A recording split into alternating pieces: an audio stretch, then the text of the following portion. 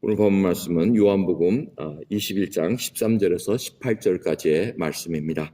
여러분이 부활절이 지난 후에 여러분들이 이 도마 얘기가 지난주에 있었습니다. 도마 얘기를 빼놓을 수가 없습니다. 부활절하면. 그 다음에 빼놓을 수 없는 건 베드로를 내가 나를 사랑하느냐 세 번 물으신 이 사건을 또 잊을 수가 없습니다. 그러니까 부활절 되면 항상 여러분들이 이 도마 얘기, 그 다음에 베드로의 회복되는 얘기를 여러분들이 들으실 겁니다. 오늘도 틀리진 않습니다. 지금 오늘 읽어본 본문 말씀은 부활 후에 세 번째 제자에게 나타나신 장면이라고 얘기합니다. 그래서 저희들이 3주째가 된 게 아니고 지금 세 번째 제자들에게 나타났습니다. 그런데 배경은 여러분들이 아실 겁니다. 베드로하고 이 제자들이 다 같이 갈릴리로 갔습니다. 왜? 예수님께서 갈릴리로 먼저 가라. 내가 갈 테니까 기다리고 있어라. 이렇게 명령을 하셨습니다. 그러니까 2주가 지난 후에 도마가 이제 예수님 부활하신 걸 만난 후에 이들이 있다가 예수님의 명령을 생각하고 갈릴리로 간 걸로 우리가 추측할 수가 있습니다. 근데 가만히 있는데 예수님이 나타나질 않습니다. 오셔야 될 때 안 나타나십니다. 그러니까 지금 베드로가 나는 물고기 잡으러 가노라 하고 21장 2절에 이렇게 얘기를 합니다. 그런데 그때 후다닥 하고 다른 6명이 쫓아났습니다. 요한, 야고보, 나다넬, 그 다음에 다른 제자들, 그 다음에 도마까지 나타납니다. 딱 6명이 딱 가면 좋은데 도마가 껴가지고 7명이 돼버립니다. 7제자가 됩니다. 도마는 왜 빠지지 않겠습니까? 자기는 도마는 어부가 아닙니다. 어부 출신이 아닌 걸로 알고 있습니다. 다른 사람은 다 어부 출신인데 지금 딱 가는데 자기가 도마가 끼는 이유는 여러분 아시죠? 제가 몇 번 말씀드렸죠. 부활하신 예수님, 자기가 처음에 미싱했다는 겁니다. 첫 주에 미싱했고 두 번째 주님께서 안 나타나셨으면 오메 나는 주님 못 믿고 죽을 뻔했네 이렇게 됐다는 얘기입니다. 그래서 정말 도마가 베드로하고 제자들이 가는 곳은 잊지 않고 빠지지 않고 다니는 그러한 믿음 있는 자, 정말 사모하는 자로 변했다는 것을 우리가 깨달을 수 있습니다. 그래서 밤새 고기를 잡았는데 고기가 잡히지가 않습니다. 잡히지가 않고 지금 아침이 됐더니 저 먼저기 사진에 이렇게 저기 보여드렸습니다. 누군가 소리를 냅니다. 얘들아 너에게 고기가 있느냐. 얘들아라는 이 말씀은 굉장히 친숙한 아주 친밀하게 아주 따뜻한 그러한 음성으로 그러한 단어로 사용을 하십니다. 이들이 없다고 얘기합니다. 그럴 때 오른편으로 던져라. 그러면 잡으리라고 얘기를 하십니다. 그럴 때 그들이 딱 잡아가지고 했더니 요한이 주시다 하니까 베드로가 겉옷을 막 입어가지고 물속을 막 뛰어가지고 지금 만나는 장면이 오늘 읽은 그 말씀의 바로 배경입니다. 자, 이게 저희들 오늘 이 본문 말씀의 이 배경을 보시면은 왜 제자들이 주님의 그 명령을 이렇게 기다리고 하는 데 있어서 참지 못하겠습니까? 나는 물고기 잡으러 가노라. 그 얘기는 이 생계에 관한 문제입니다. 먹고 살 수가 없다는 겁니다. 주님께서 지금 알려주신 게 없습니다. 뾰족한 게 없습니다. 나중에 알려드리겠지만은 평강하라. 너에게 평강이 있을지어다. 성령을 받으라. 그 다음에 내가 너희를 보내노라. 이 얘기밖에 안 하셨어요. 그러고는 계속 네가 부활한 거 믿어라. 보지 않고 믿는 자가 복되도다 하고 이렇게 얘기하십니다. 그 다음에는 먹고 사는 거에 대해서 얘기를 안 해주십니다. 그러니까 주님께서 갈릴리로 가라 그러니까 가긴 갔는데 이게 지금 주님께서 아무 말씀 안 하시니까 먹고 살 길이 막막해서 나는 물고기 잡으러 간다니까 제자들이 따라간 그 얘기입니다. 자, 우리들의 생각과 하나님의 계획은 틀리다는 것을 우리가 인정하고 가야 됩니다. 근데 주님께서 왜 이 시간을 지금 계속해서 마치 우리에게 뜸을 들이시듯이 이렇게 하느냐? 그걸 우리가 깊이 생각해 봐야 됩니다. 우리 생각에는 빨리빨리 그 성령 받고 빨리 지나가가지고 만지는 자들마다 병이 낫고 귀신이 쫓아나가고 막 만지면 돌이 금단지가 되고 이렇게 해가지고 편하게 살고 능력이 있는 자로 바뀌면 좋겠지만 하나님의 계획은 그게 아니라는 겁니다. 부활하신 예수 그리스도의 그 계획은 바로 교회를 통해서 하나님의 나라가 어떤 나라라는 것을 보여주기 위한 아주 그 세밀한 계획 속에 이루어가는 것을 우리가 볼 수가 있습니다. 그래서 다시 경험했던 과거로 돌려보내십니다. 여러분 빈배 밤새도록 고기 잡았는데 한 마리도 못 잡은 사건 여러분 기억나시지 않습니까? 바로 베드로를 사람 낳는 어부를 만들어 주리라 이 얘기하실 때 나타났던 사건입니다. 주님은 과거의 사건을 다시 리마인드 해주시면서 그걸 보게 만듭니다. 그리고 이들이 육지에 내렸을 때는 떡과 생선을 이렇게 갖다 놓으시고 너희가 잡은 생선도 가져와라 이렇게 얘기도 하십니다. 이 떡과 생선은 무엇을 리마인드 해주십니까? 하나님께서 오병이어의 역사, 칠병이어의 역사 하나하나를 다 지금 리마인드 주시고 있습니다. 기억하느냐? 이 떡이 무엇을 뜻했느냐? 바로 예수님의 생명의 떡이라는 것을 기억합니다. 이 생선은 무엇이었냐? 익두스라는 예수 그리스도 그 그릭 단어입니다. 예수 그리스도, 그 다음에 하나님의 아들, 그 다음에 소테로 해가지고 구원자시다. 그래서 예수 그리스도는 하나님의 아들이시며 구원자시라는 이 생선을 이렇게 디파인 시켜주는 익투스라는 헬라어를 알려주고 있는 그런 말씀입니다.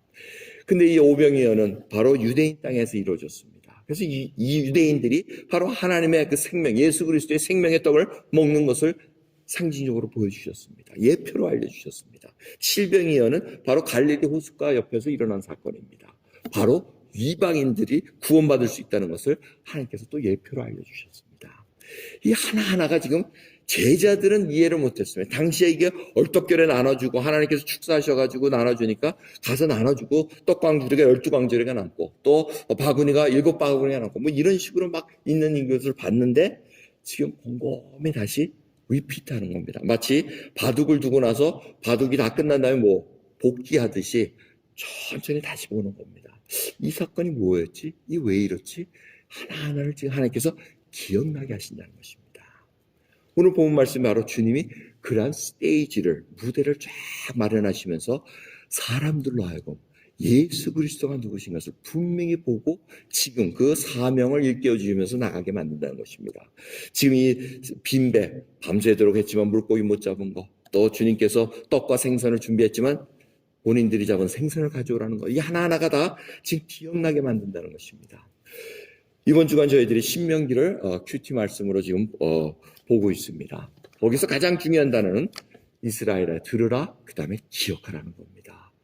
너희들이 지금 있는 이 땅, 지금 바라보는 이 땅이 지금 하나님께서 어떤 분이신 것을 기억하고 그 땅을 쟁취하라고 말씀하고 계십니다. 하나님이 누구신 걸 기억해야 됩니다. 예수 그리스도가 누구신 것을 기억해야만 합니다. 이 기억을 하지 못하면은 내가 어떠한 상황에서 예수 그리스도를 만났고 예수 그리스도가 누구신 것을 분명히 고백했는가, 그걸 기억해야 됩니다.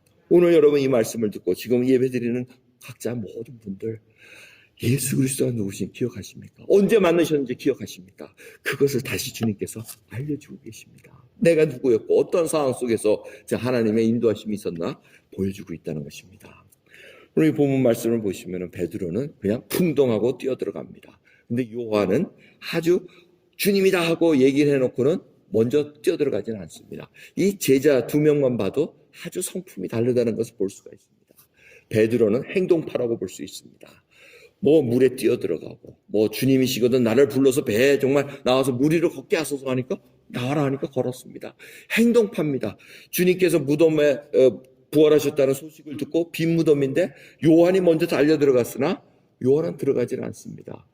베드로가 먼저 들어가가지고 그냥 뭐 다짜고짜 뛰어 들어가가지고 이거 안 계시네 하고 행동하는 리더의 그런 모습이라는 것을 우리가 볼 수가 있습니다.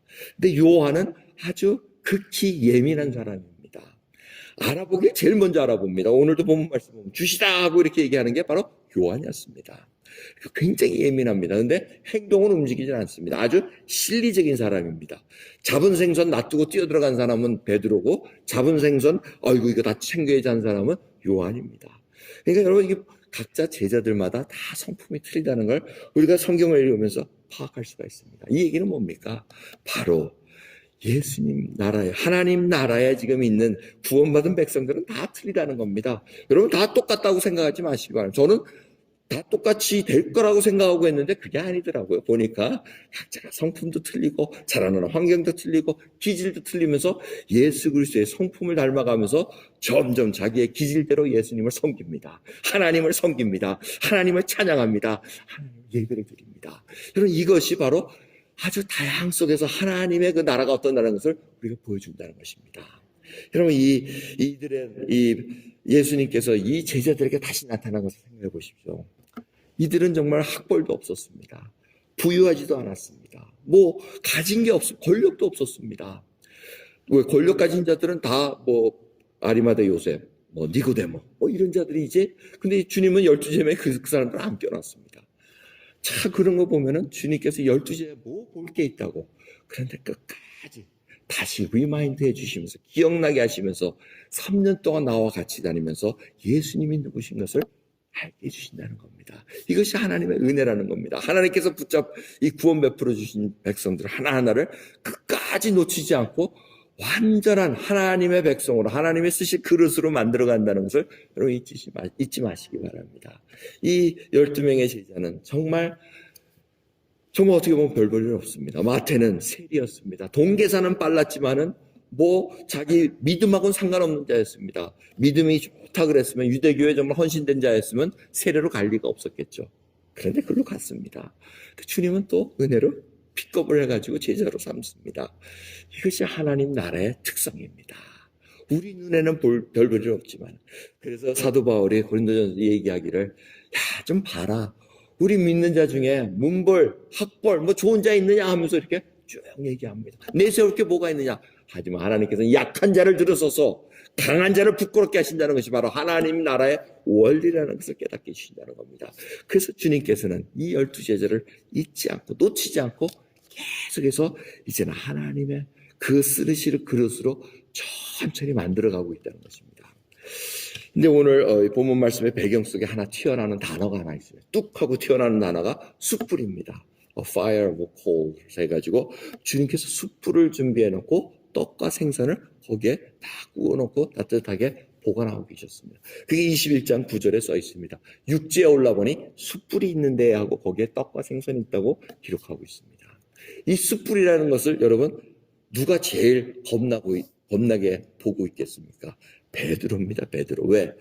요한복음 18장 18절을 보면은 그때가 추운 고로 종과 하속들이 숯불을 피우고 서서 쬐니 베드로도 함께 서서 쬐더라. 요한복음 18장 18절과 21장 9절에 서 있는 숯불이 똑같은 단어입니다. 그러니까 이 차콜로 해가지고 지금 어떠한 따뜻하게 하는데 그 숯불 가운데서 베드로가 예수님을 3번 부인합니다. 그러니까 지금 주님께서 스테이지를 아주 엄청나게 많이 세세하게 마련해 놓고 계십니다.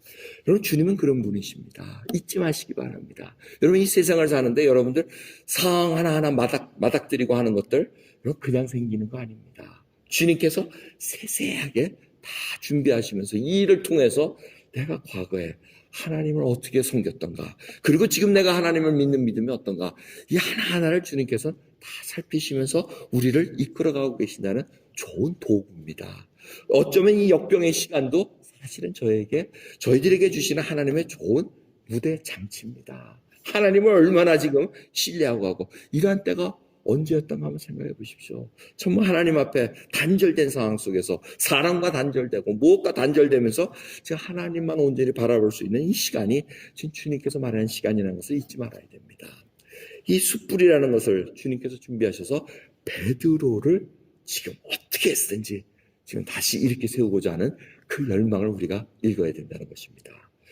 주님께서 분명히 얘기하셨습니다. 베드로에게 너 정말 나를 위해서 목숨까지 내놓겠다고? 아니야. 닭 울기 전에 내가 3번 나를 부인하니라. 근데 그 숯불에서 하녀한테 정말 어린 소녀한테까지 정말 부끄럽게도 나 아니야. 나 예수 몰라. 나 그 당 아니야 하면서 3번이나 딱 부인할 때 닭이 2번 울어버립니다. 이 닭이 울 때는 여러분 언제 우는지 아시죠? 자기 울고 싶을 때 울더라고요. 베트남 갔더니 뭔 닭이 여명도 밝히지 않았는데 그냥 시커먼 닭에 새벽 2시에도 울더라고요. 그러니까 이 닭이 언제 울었는지 잘 모르겠어요. 아무튼 아침에 울은 걸로 깜깜한 저녁에 운 걸로 저희가 볼 수가 있습니다. 그래서 이 2번 울었을 때 예수님의 말씀이 생각나서 베드로가 심히 통곡을 했다 그럽니다. 이 통곡이라는 단어 속에 많은 것들을 포함하고 있습니다. 후회, 회개, 정말 나의 보잘것없는 정말 모자란 나, 자책도 하면서 여러 가지 그 단어 속에 포함되어 있는 것이 바로 심히 통곡하니라 하고 이렇게 부인했다는 겁니다. 자, 그 숯불을 주님께서 준비해 놓으셨습니다. 그리고 조용히 다 먹습니다. 7 제자들과 예수님이 다 먹습니다. 먹을 때까지 아무 얘기를 안 합니다. 제자들도 얘기 안 하고 주님도 아무 얘기 안 합니다. 우리 속담이 맞는 거 맞아요. 우리 사람이 밥 먹을 때는 개도 안 건드린다고 얘기하는 거 있잖아요. 먹을 때는 건들지 않는 게 맞아요. 다 먹고 나서 배부르고 이제 다 끝난 다음에 주님께서 베드로에게 물어봅니다. 요한의 아들 시몬아. 그래서 여러분이 잘 아는 얘기, 내가 이 사람들보다 나를 더 사랑하느냐, 내가 나를 사랑하느냐, 주여 내가 나를 사랑하느냐. 그래서 여러분 잘 이제 아실 거예요. 처음 두 번 사랑하느냐는 아가페였고, 그 다음에 베드로는 계속해서 필레오라는 단어로 대답을 했고, 마지막엔 주님께서 내가 나를 사랑하느냐 하고 물어봤어요. 필레오로 물어보니까 주님 근심해서 아시지 않습니까? 그리고 이렇게 여러분 설교도 들으시고 또 저도 이렇게 말씀을 드리고 했지만, 사실은 큰 그림을 보면은 차이가 없다는 것이 신학자들의 얘기입니다. 필레오나 아가페나 이렇게 인터체인저블한 그러한 내용으로 쓰지 않았을까라고 생각하는 학자들도 많이 있습니다. 근데 그렇게 여러분들이 자세하게 볼 수는 있지만, 제가 오늘 말씀을 드리고자 하는 내용은 그 내용보다는 여러분 다 아시리라 믿고, 지금 이 사랑이라는 단어 아가페 필레오를 하면서 예수님께서 왜 세 번이나 물어보시고 숯불을 배경으로 해서 이걸 물어보셨을까? 결론적으로 말씀드리면 베드로를 회복시키기 위함입니다. 이게 가장 중요합니다. 근데 주님께서 물어볼 때 요한의 아들 시몬아 하고 물어봅니다. 베드로야 하고 하면 좋은데 요한의 아들 시몬아 하고 얘기합니다. 그 이유가 무엇이겠습니까? 베드로라는 그 이름에 걸맞지 않는다는 겁니다. 네가 한 걸 보니 베드로 반석? 반석은커녕 야 쪼약돌도 안 되겠다 이 얘기 아니겠습니까?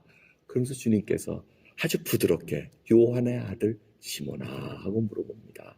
본명입니다. 시메온하는 이 시몬은 바로 여호와께서 들으셨다라는 그 뜻을 갖고 있습니다. 자, 이 베드로가 자기 이름을 들을 때, 주님은 베드로 하셨는데 나를 시몬아 하고 부르시네. 분명히 클릭이 됐을 겁니다. 근데 주님께서 첫 번째 질문, 이 사람들보다 나를 더 사랑하느냐? 근데 금방 대답해버려요. 주님, 아시지 않습니까? 왜? 비교할 때는 자기가 누구보다 월등한 이 행동파는 확실하게 빨리 얘기합니다. 이 사람들보다, 이 다른 제자들이 예수님을 사랑하는 것보다, 아니면 이 배와 물고기며 이런 그물보다 네가 나를 더 사랑하느냐 하고 이렇게 얘기했을 때 베드로는 거침없이 대답합니다. 그 두 번째 질문은 뭡니까? 네가 나를 사랑하느냐? 그러면 비교하지 말고 정말 너 개인적으로 너 자신이 나를 사랑하느냐? 딱 물어봅니다. 조금 주저하는 장면이 나타납니다. 주님 아시지 않습니까? 내가 주를 사랑하는 줄 아시지 않습니까? 하고 사랑합니다 하고 얘기 못해요. 주님, 왜? 아직 이게 주님 부인했던 게 숯불을 바라보니 아주 불에 된 가슴입니다. 이게 안 됩니다. 주님 사랑합니다. 고백이 안 나옵니다. 여러분 주님 정말 사랑합니다. 고백 나오십니까? 못 나오시는 분은 아직 숯불에 뭐가 튀긴 거예요. 주님께서 오늘 여러분 숯불을 준비하셔가지고 하나님께서 그 과정, 다 회복되는 과정을 이루시기를 간절히 예수 그리스도를 축원합니다. 그 일이 일어납니다. 오늘 이 역병의 시간을 통해서 주님께서 그 시간을 하나님의 백성들로 하여금 회복되는 시간을 마련하셨다는 것을 저는 그렇게 믿고 있습니다. 그래서 마지막 주님께서 네가 나를 사랑하느냐? 이 요한의 아들 시몬아, 자꾸 이 얘기가 베드로에게는 좀 괴로운 겁니다. 베드로라는 이름을 언제 받았습니까? 고백할 때. 예수는 하나님의 아들이시오, 살아계신 하나님의 아들이시오, 구주십니다 하고 이렇게 고백했을 때, 이거는 네가 한 게 아니다, 이건 아버지께서 알려주셔야 되는 거다요. 바요나 시모나 하고 이렇게 얘기합니다. 그 요나나 요한이라는 것은 아버지의 이름이 똑같다는 겁니다. 이 발음을 어떻게 하느냐에 달려있지, 바요나 하면 요나의 아들, 바라는 것은 아들을 뜻합니다. 그래서 이제 요한의 아들, 바요나 시모나, 이게 다 같은 얘기입니다. 주님께서 그 나의 옛날 이름을 불러주시는 이유는 그때를 기억하게 하신다는 겁니다. 내가 그때 고백을 했지. 예수님이 바로 구원자시고 살아계신 하나님의 아들이라는 것을 고백하면서 주님께서 나에게 그 믿음 위에 교회를 세우겠다고 약속하셨지. 그래서 베드로 반석이라는 이름을 주셨지. 근데 내 상황은 뭐야 지금? 반석은 무슨 반석?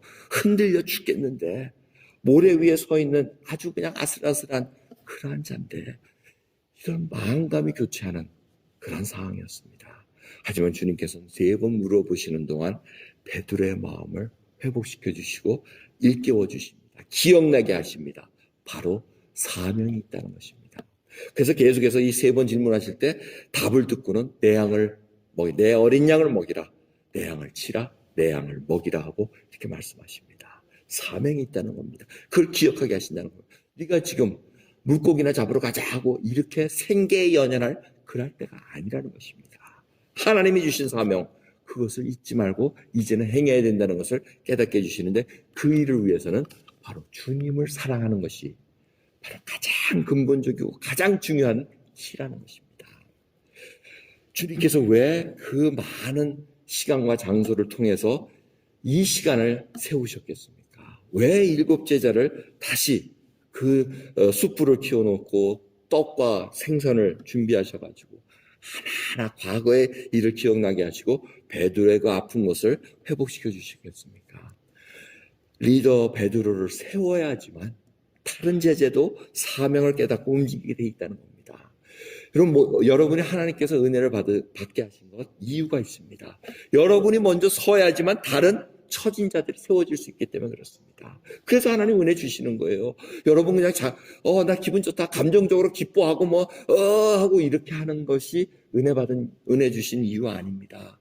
세워주시는 것은 하나님께서 여러분 아픈 상처들을 치유해 주시고, 이제는 더 이상 그 아픔이 나에게 아픔이 되질 않습니다. 오히려 국률함이 나오고, 이제는 기도할 수 있고, 피하지 않고 완전히 맞아뜨리면서 하나님께 나갈 수 있는 것은 바로 하나님께서 나에게 치유해 주시고 사랑을 받았기에 이제는 그 사랑을 고백한다는 겁니다. 주님, 나 주님 사랑합니다. 이 고백을 통해서 모든 것이 회복되고 일어나서 사명을 깨운다는 것을 잊지 마시기 바랍니다. 은혜 받을 때가 바로 중요한 순간입니다. 그리고 내가 이 일을 통해서 다른 자들도 일깨워 나가야 된다는 것, 사명을 일깨워 주신다는 겁니다. 여러분, 이 사랑이 얼마나 중요합니까? 우리는 조건부적인 사랑과 이기적인 사랑, 그것만 맛봤습니다. 하지만 하나님은 그러한 사랑이 아니었습니다. 우리가 죄인 되었을 때 하나님께서 우리에게 은혜를 베푸시고 사랑을 베푸셔서 우리로 하여금 살 길을 열어주셨다는 것입니다. 무조건적인 사랑이었다는 것입니다. 어느 영국 방송에서 이러한 퀴즈를 냈답니다. 런던에서 에버더린이라는 곳까지 한 400마일 떨어진 곳에 가장 빨리 가는 방법은 무엇입니까? 하고 퀴즈를 냈답니다. 그래서 가장 좋은 답을 낸 자들이 1등을 주겠다고 이렇게 약속을 했답니다. 그래서 많은 답들이 왔답니다. 그 400마일을 가려면은 이 길을 타야 되고, 비행기를 타고, 택시를 타고, 기차를 어디까지 타고, 이렇게 해서 나름대로 그냥 그 짧고 빠른 길을 막 얘기했답니다. 심지어 헬리콥터 타고 가면 가장 빠릅니다 하고 이렇게 얘기한 자들도 있습니다. 근데 1등으로 뽑힌 답은 뭐였냐면은 사랑하는 연인과 같이 가면 제일 빠릅니다 하고 이렇게 대답한 답이 1등으로 됐다는 겁니다. 여러분 이해하실 겁니다. 사랑은 시간과 공간을 초월합니다.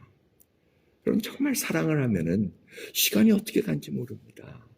그럼 그렇지 않아요? 그런 경험이 있으실 거예요. 없으시면은 그러면 미운 사람하고 같이 간 적은 많을 거예요. 미운 사람하고 가면 어머나 저 짧은 거리가 무슨 이게 무슨 시간이 이렇게 오래 갔어, 이렇게 할 겁니다. 그런데 사랑에 빠지면은 먼 거리도 벌써 다 왔어 이런 고백이 나옵니다. 왜? 사랑은 시간과 공간을 초월하게 돼 있습니다. 그래서 그것이 1등으로 답했다는데, 이게 바로 주님께서 우리에게 하나님께서는 하루가 천년 같고 천년이 하루 같다고 말씀하십니다. 우리를 사랑하시면 천년이 하루 같은 것이 하나님의 마음입니다. 여러분, 일주일 지나는 동안 이 역병의 시간 지날 때 어떻습니까? 아이고 지긋지긋하다. 야, 이게 벌써 한 달밖에 안 됐는데 벌써 10년이 지난 것 같아. 왜? 사랑하지 않으니까. 그건 좋은 마음이에요. 전염병 사랑할 이유는 하나도 없죠. 근데 일주일 예수님 만나는 예배 시간, 이 카톡으로 예배 드려야 되는데 이게 벌써 주일이야?